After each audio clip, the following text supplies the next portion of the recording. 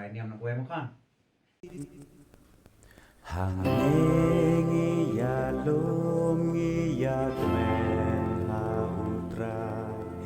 ban ai la kanu la ka dem ha duai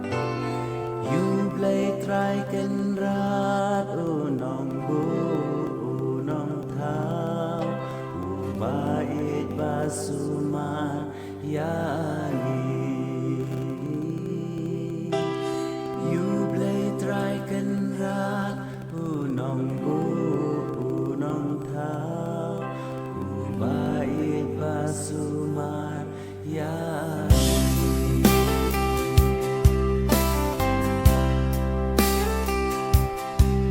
Kilong si para utrai Jesus Christ jing